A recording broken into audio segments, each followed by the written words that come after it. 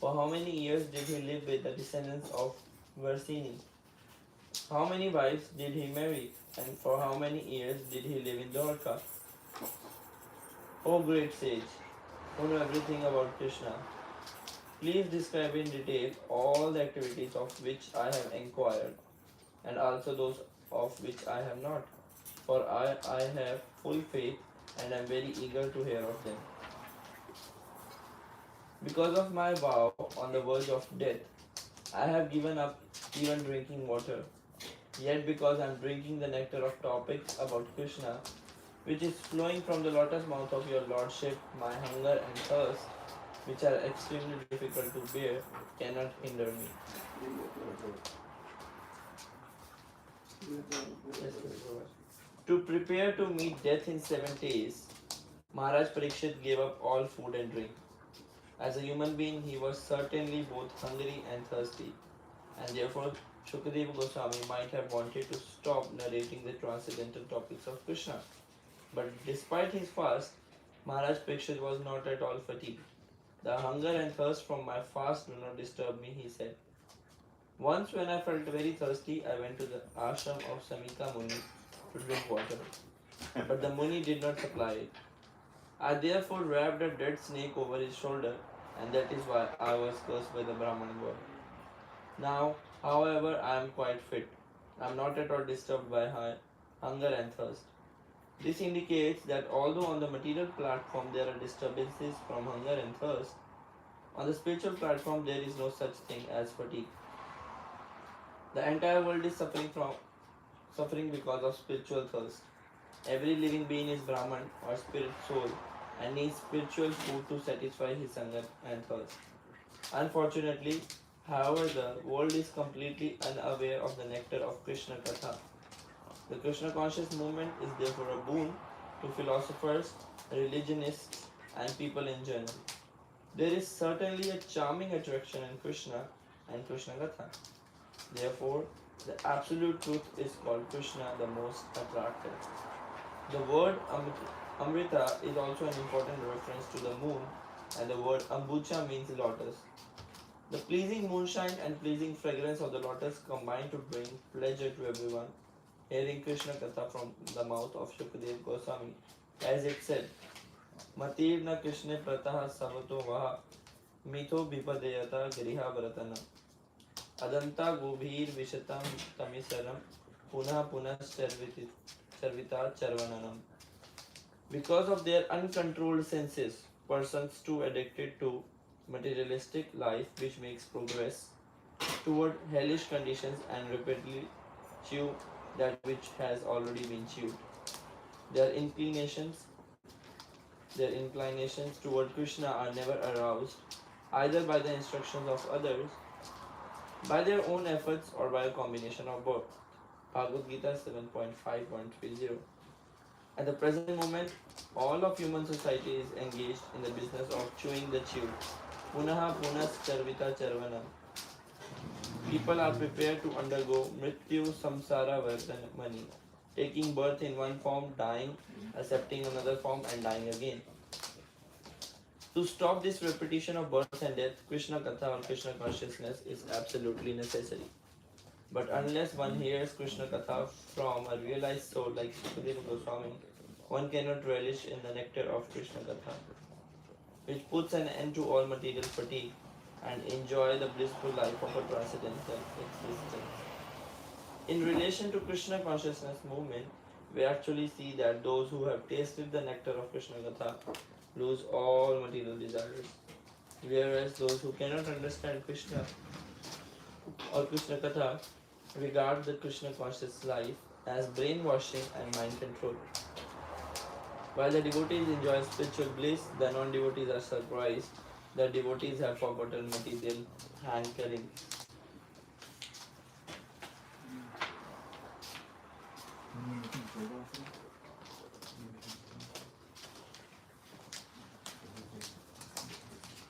Sutta Goswami said, O son of Bhrigu, Sunaka Rishi, after Sukadeva Goswami, the most respectable devotee, the son of Vyasadeva, heard the pious questions of Maharaj Parikshit.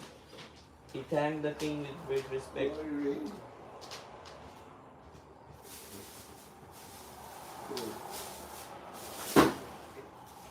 He thanked the king with great respect. Then he began to discourse on topics concerning Krishna, which are the remedy for all sufferings in this age of Kali. Srila Sukadeva Goswami said, O your majesty, best of all saintly kings, because you are greatly attracted to the topics of Vasudeva, it is certain that your intelligence is firmly fixed in spiritual understanding, which is the only true goal for humanity. Because that attraction is unceasing, it is certainly sublime. The Ganges emanating from the toe of Lord Vishnu purifies the three worlds, the upper, middle, and lower planetary systems. Similarly, when one asks question about the pastimes and characteristics of Lord Vasudeva, Krishna, three varieties of men are purified: the speaker or preacher, he who inquires, and the people who is general who listen.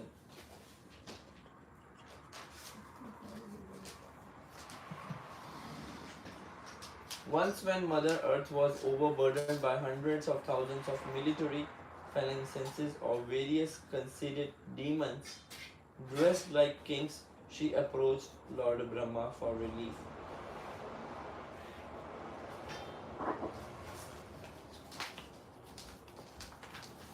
Mother Earth assumed the form of a cow. Very much distressed, with tears in her eyes, she appeared before Lord Brahma and told him about her misfortune. Thereafter, having heard of the distress of Mother Earth, Lord Brahma, with Mother Earth, Lord Shiva, and all other demigods, approached the shore of the ocean of milk. After reaching the shore of the ocean of milk, the demigods worshipped the Supreme Personality of Godhead, Lord Vishnu, the Master of the whole universe, the Supreme God of all gods, who provides for everyone and diminishes everyone's suffering. With great attention, they worship Lord Vishnu, who lies on the ocean of milk, by reciting the Vedic mantras known as Purusha Shukta.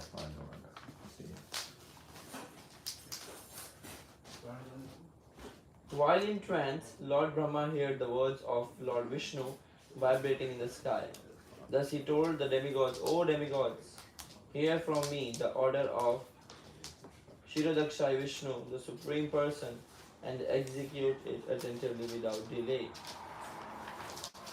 Lord Brahma informed the demigods, before we submitted our petition to the Lord, he was already aware of the distress on earth. Consequently, for as long as the Lord moves on earth to diminish its burden by his own potency in the form of time, all of you demigods should appear through plenary portions as sons and grandsons in the family of Yadu. The Supreme Personality of Godhead, Shri Krishna, who has full potency, will personally appear as the son of Vasudeva. Therefore, all the wives of the demigods should also appear in order to satisfy him. The foremost manifestation of Krishna is Shankarshana, who is known as Ananta. He is the origin of all incarnations within this material world.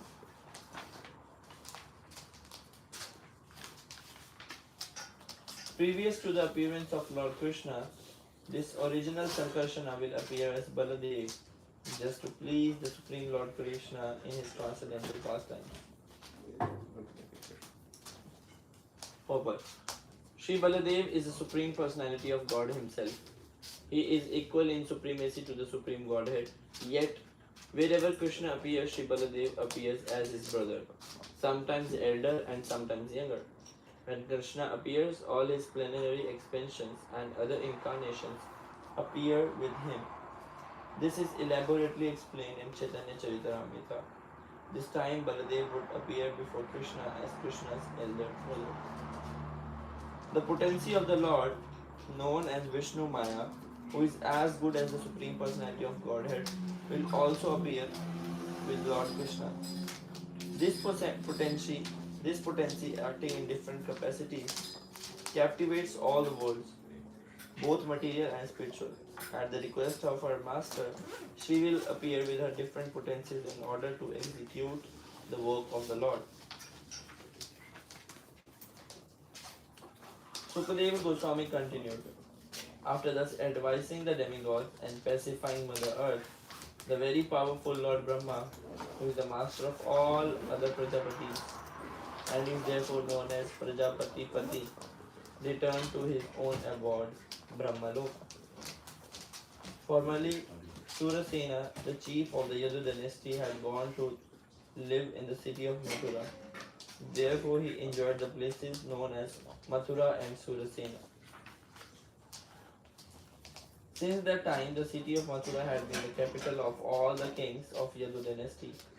The city and district of Mathura are very intimately connected with Krishna, for Lord Krishna lives there eternally.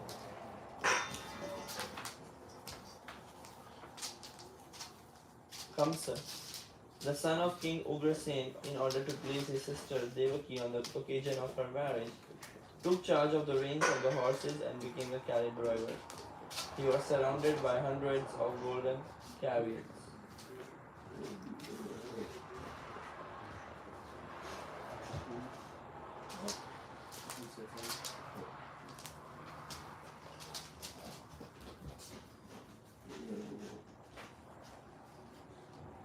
Dev- Devaki's father, King Devaka, was very much affectionate to his daughter.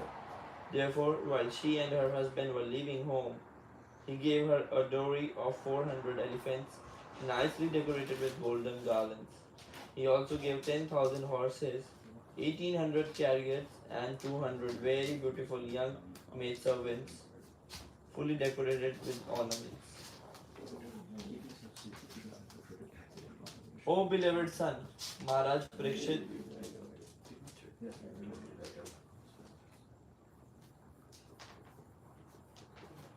O beloved son, Maharaj Parikshit, when the bride and the bridegroom were ready to start, conch shells, bugles, drums, and kettle drums all vibrated in concert for their auspicious departure.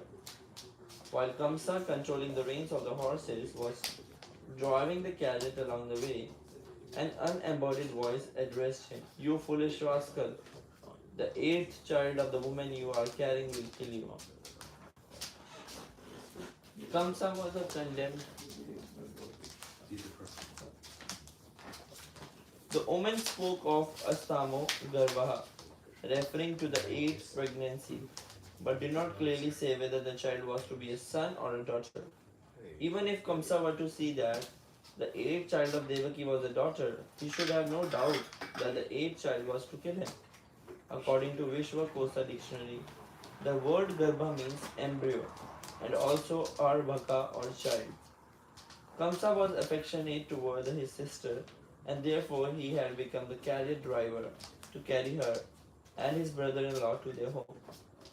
The demigods, however, did not want Kamsa to be affectionate toward Devaki and therefore, from an unseen position, they encouraged Kamsa to offend her. Moreover, the 6 sons of Marichi had been cursed to take birth from the womb of Devaki, and upon being killed by Kamsa, they would be delivered.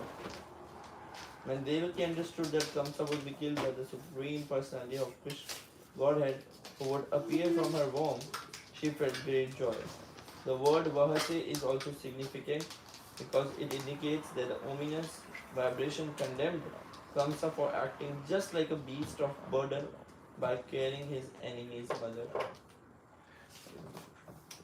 Kamsa was condemned personally in the Bhoja dynasty because he was envious and sinful.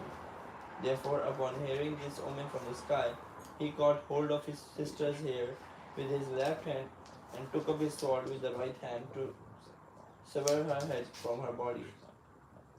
Wanting to pacify Kamsa, who was so cruel and envious that he was shamelessly ready to kill the sister, the great soul Vasudeva, who was to be the father of Krishna, spoke to him in the following words.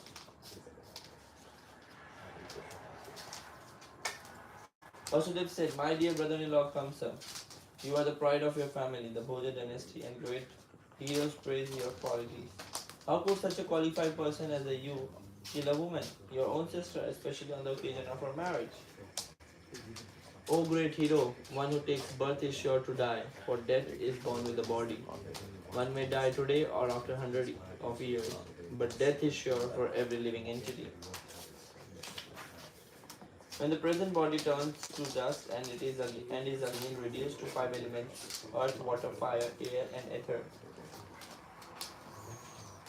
the proprietor of the body, the living beings, automatically receives another body of a material elements according to his fruitive activities. When the next body is obtained, he gives up the present body. Just as a person traveling on the road rests one foot on the ground and then lifts the other, or as a worm or a vegetable transfer itself, a worm on a vegetable transfers itself to one leaf and then gives up the previous one. The conditioned soul takes shelter of another body and then gives up the one he had before. Having experienced the situation by seeing or hearing about it, one contemplates and speculates about that situation, and thus one surrenders to it, not considering his present body. Similarly, by mental adjustments, one dreams at night of living under different circumstances in different bodies and forgets his actual position.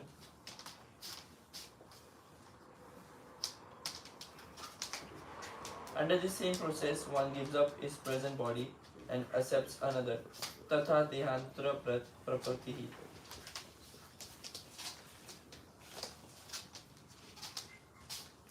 At the time of death, according to the thinking, feeling, and willing of mind, which is involved in fruitive activities, one receives a particular body. In other words, the body develops according to the activities of the mind. Changes of the mind are due to the flickering of the mind, for otherwise the soul could remain in its original spiritual body.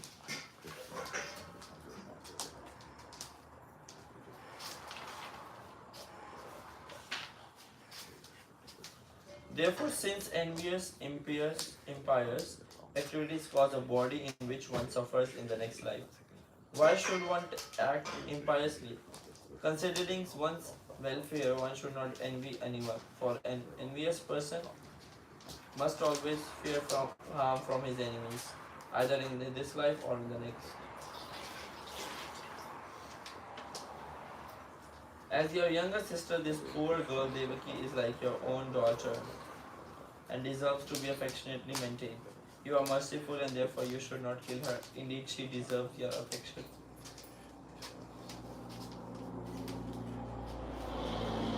Sukadev Goswami continued, O best of the Kuru dynasty, Kamsa was fiercely cruel and was actually a follower of the Rakshasas. Therefore, he could be neither pacified nor terrified by the good instructions given by Vasudeva. He could not care about the results of sinful activities, either in this life or in the next. When Vasudeva saw that Kamsa was determined to kill his sister Devaki, he thought to himself very deeply, considering the imminent danger of death. He thought of another plan to stop Kamsa. As long as he has intelligence and bodily strength, an intelligent person must try to avoid death. This is the duty of every embodied person. But if death cannot be avoided, in spite of one's endeavors, a person facing death commits no offense.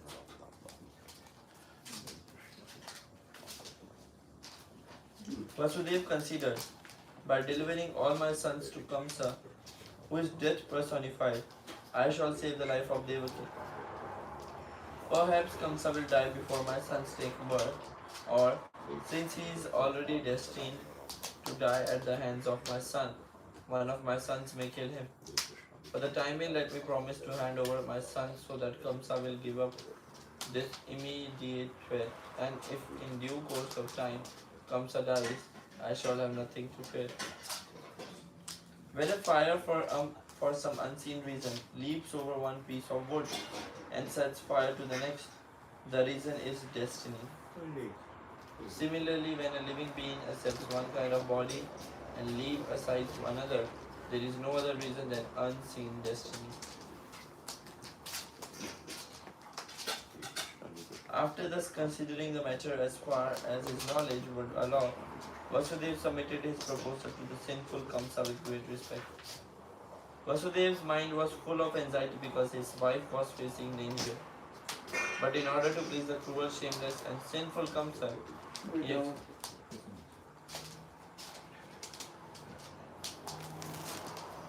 But in order to please the cruel, shameless, and sinful Kamsa, he extremely smiled and spoke to him as follows. Vasudev said, O best of the sober, you have nothing to fear from your sister Devaki because of what you have heard from the unseen omen.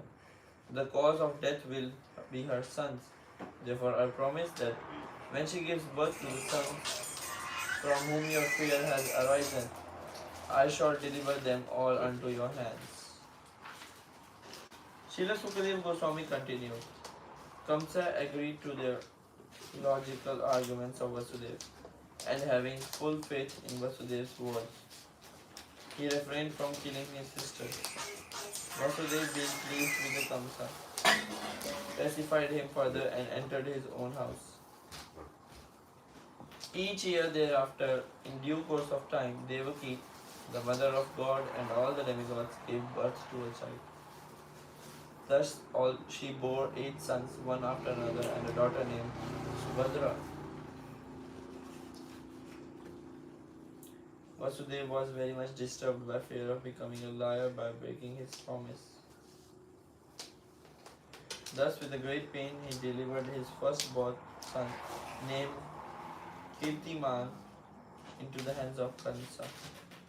What is painful for simple persons who strictly adhere to the truth? How could there not be independence from pure devotees who know the Supreme Lord as the substance? What deeds are forbidden for the persons who of the lowest character? And what cannot be given up for the sake of Lord Krishna by those who have fully surrendered at his lotus feet?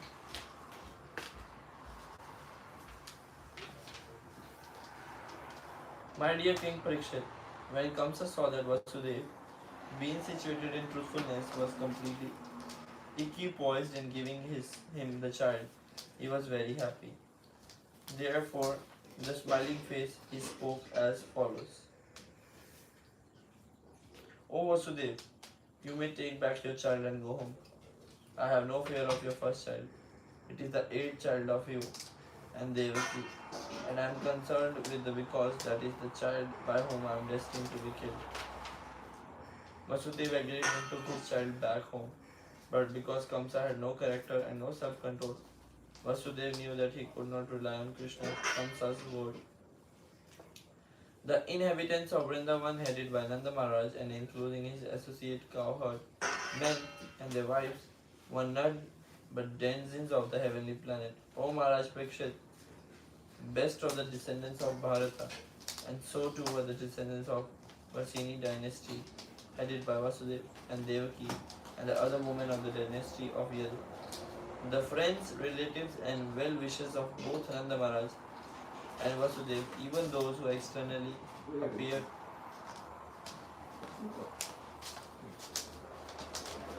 to the followers of Kamsa, were all demigods. Once the great saint Narad approached Kamsa and informed him of how the demonic persons who were a great burden on the earth were going to be killed. Thus Kamsa was placed into great fear and doubt. After the departure of the great saint Narad, Kamsa thought that all the members of Yadu dynasty were demigods, and any of the children born from the womb of Devaki might be Vishnu. Fearing his death, Kamsa arrested Vasudeva and Devaki and chained them with iron shackles.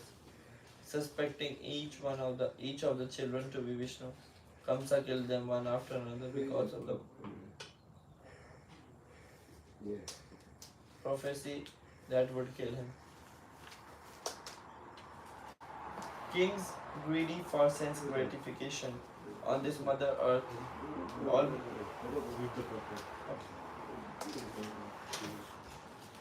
Srila Jiva Goswami, in his notes on this verse, has mentioned how Narad Muni gave Kamsa this information. This incident is described in the Hari Vamsa. Narad Muni went to see Kamsa by providence, and Kamsa received him very well. Narad therefore informed him that any one of the sons of Devaki might be Vishnu, because Vishnu was to kill him. Kamsa should not spare any of Devaki's children, Narad Muni advised. Narad's intention was about that Krishna, by killing the children, would increase his sinful activities so that Krishna would soon appear to kill him. Upon receiving the instructions of Narad Muni, Kamsa killed all the children of Devaki one after another. The word Ajana Sankaya indicates that Lord Vishnu never takes birth, Ajana, and that he therefore appeared as Krishna, taking birth just like a human being. Manuswam Tanum Asuritam. Kamsa attempted to kill all the babies born of Devaki and Vasudeva, although he knew that if Vishnu were born, he would not be killed. Actually, it came to pass that when Vishnu appeared as Krishna, Kamsa could not kill him. Rather, as foretold, it was he who killed Kamsa. One should know in the truth how Krishna, who takes his birth transcendentally, acts to kill the demons, but is never killed. When one perfectly understands Krishna in this way, through the medium of Shastra, one becomes immortal, as the Lord says in Bhagavad Gita 4.9. Janma karma cha madivyam evam yoveti tatvaha taya tatvaha deham punarjanma naiti mam eti sorijana. One who knows the transcendental nature of my appearance and activities does not, upon leaving the body, take his birth again in this material world, but attains my eternal abode, O Arjuna. Kings greedy for sense gratification on this earth almost kill their enemies indiscriminately. To satisfy their own whim, they may kill anyone, even their mothers, fathers, brothers, or friends. In his previous birth, Kamsa had been a great demon named Kalanemi and been killed by Vishnu. Upon learning this information from Narad, Kamsa became very envious of everyone connected with the Yadu dynasty. Kansa, the most powerful sons of Ugrasen, even imprisoned his own father, the king of the Yadu, Bhoja and Adhaka dynasties, and personally ruled the states known as Surasen.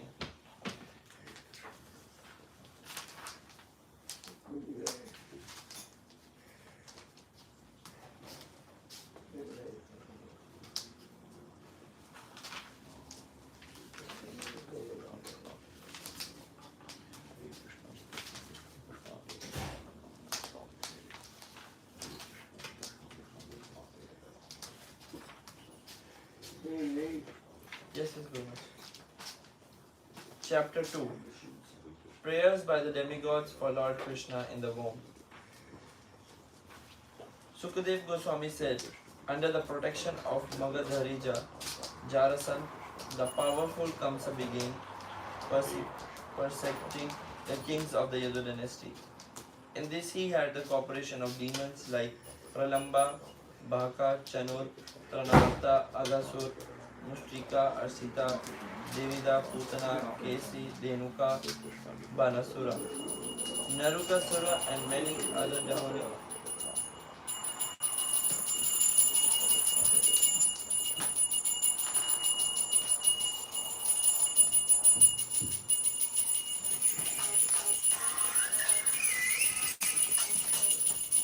बोलो तो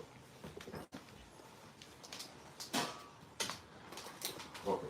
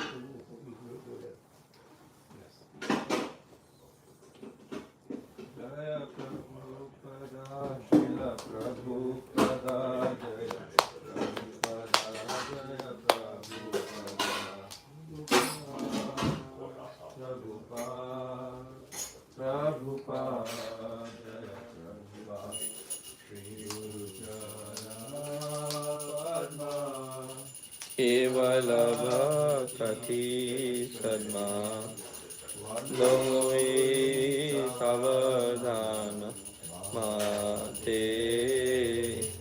जाहद प्रसादे भाई ए भवतो रिया जाय कृष्ण प्राप्ति हो जहाँ होय ते गुरु मुखा पद्माख्या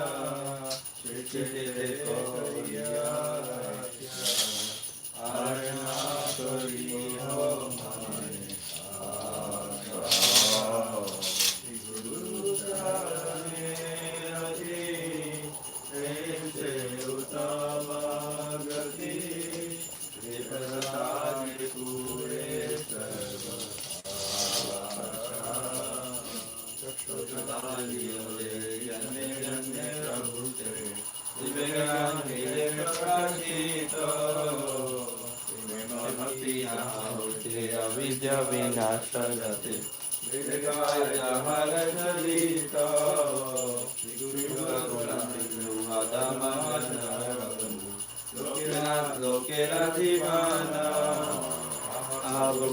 दया देहो मोरे पद छया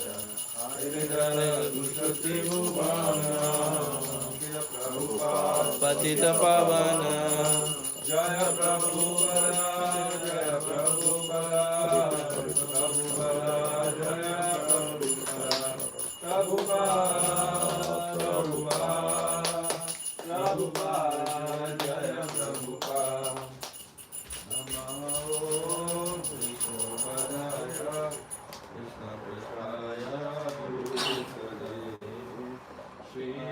Bhakti Vedanta Swami Nityaname Namaste Saraswati Gauravari Vishesha Shunyavadi Pashatya Dikshitari Jati Krishna Chaitanya Prabhu Nityananda Shri Advaita Gadadhar Srivasadi Gaur Bhaktavinda Jati Krishna Chaitanya Prabhu Nityananda Shri Advaita Gadadhar Srivasadi Hare Krishna, Krishna Krishna, Hare Hare, Hare Rama, Rama Rama, Hare Hare, Hare Krishna,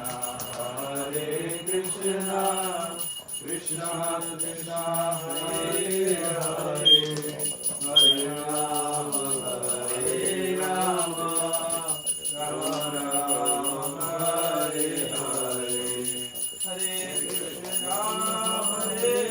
Krishna, Krishna Krishna, Hare Hare, Hare Rama, Rama Rama, Hare Hare, Hare Krishna, Krishna Krishna, Hare Hare, Hare Rama, Rama Rama, Hare Hare, Hare Krishna, Krishna Krishna, Hare Rama, Rama Rama, Hare Hare.